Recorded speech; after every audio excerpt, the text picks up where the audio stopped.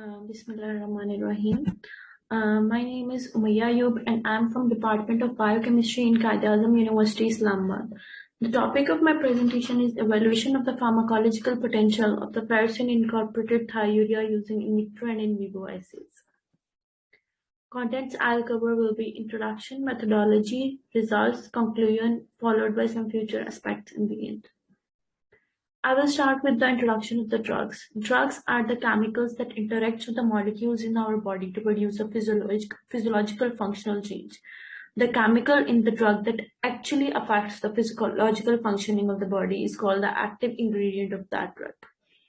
The drug can be from different sources. First of all, they could be of natural sources, for example, the cardamom, cinnamon that can act as drugs in our body. Secondly, DNA recombination. In DNA recombination, the DNA of two individual sources are mixed together to produce a combined or recombinant trait of our desire.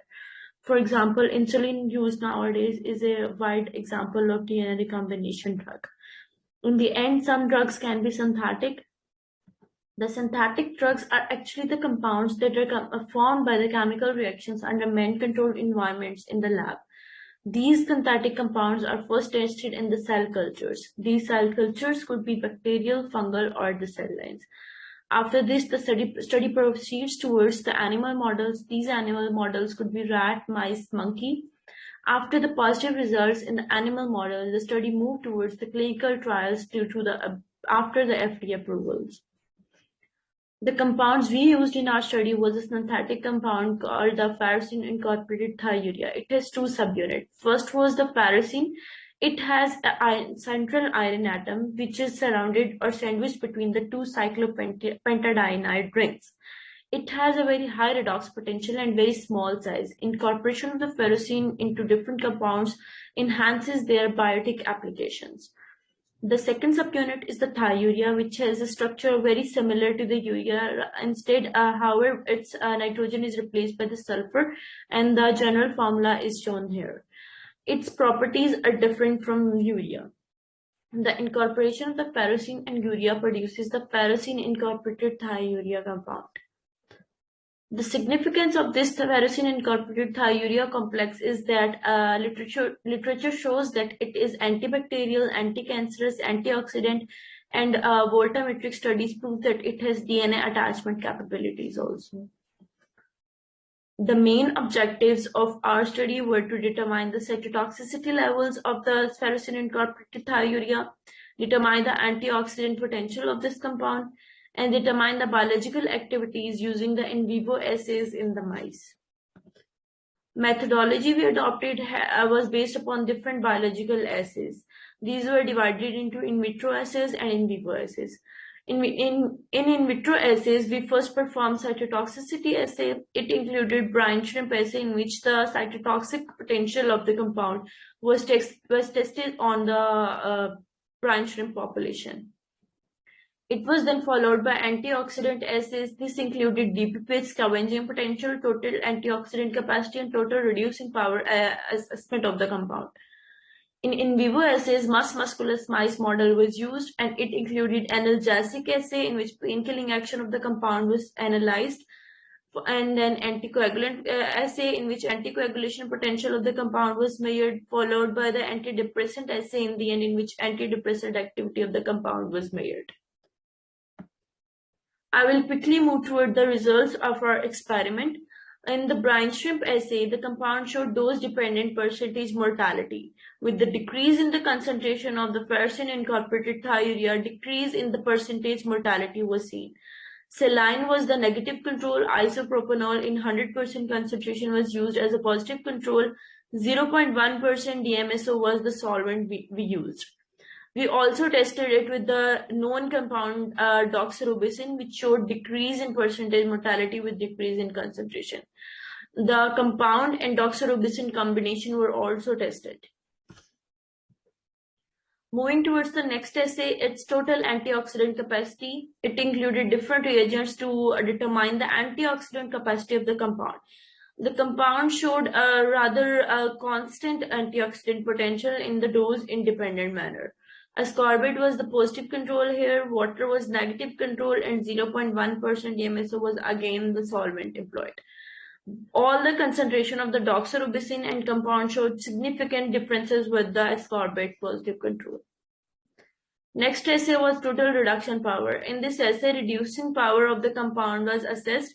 Compound showed a decrease in the reducing power with decrease in the concentration, and in the lower concentration, reducing power remained constant. Doxorubicin, however, showed dose-independent behavior in this.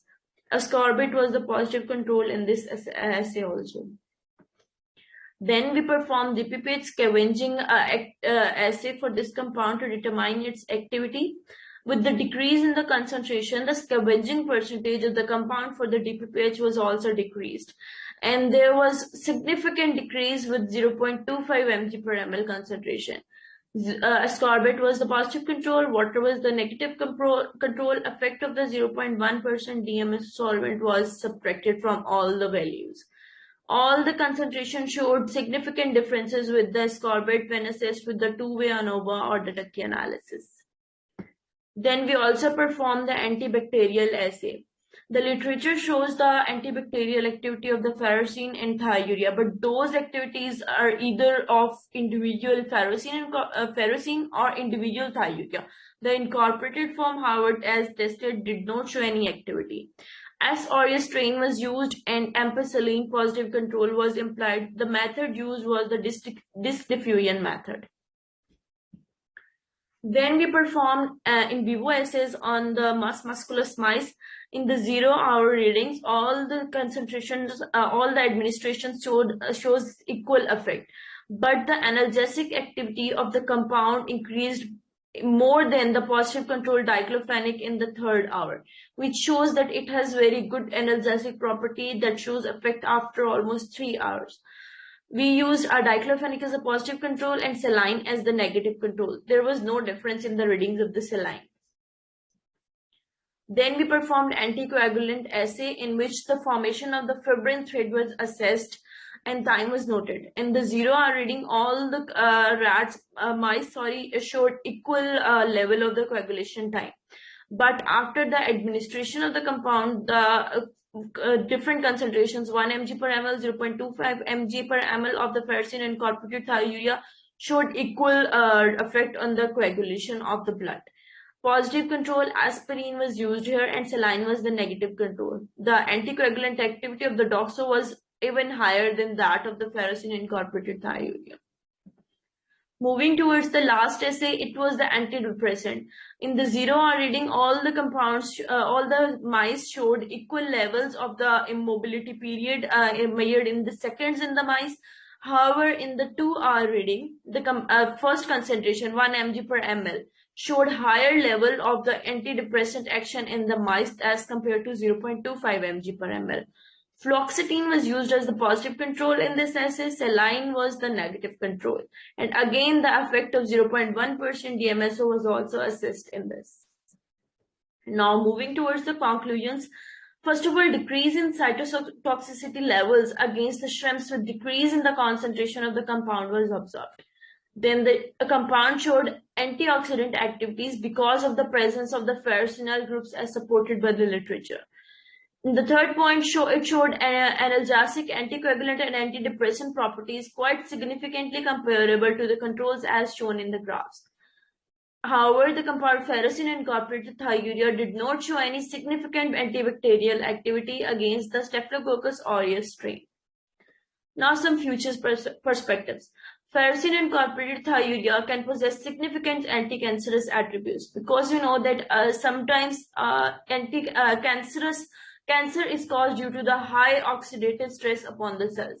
So any antioxidant compound would prove a very good anti-cancerous also. So ferrocene incorporated thiourea can be used in the anti-cancerous forms also. Ferrocene incorporated thiourea can be used as a combinational therapy in certain diseases, as we have shown its effect along with the doxorubicin, which is a very conventional form of drug being used in the cancer therapy. Ferrocene incorporated thiourea can be an excellent painkiller as shown by the analgesic assay and anticoagulant as shown in the anticoagulation assay.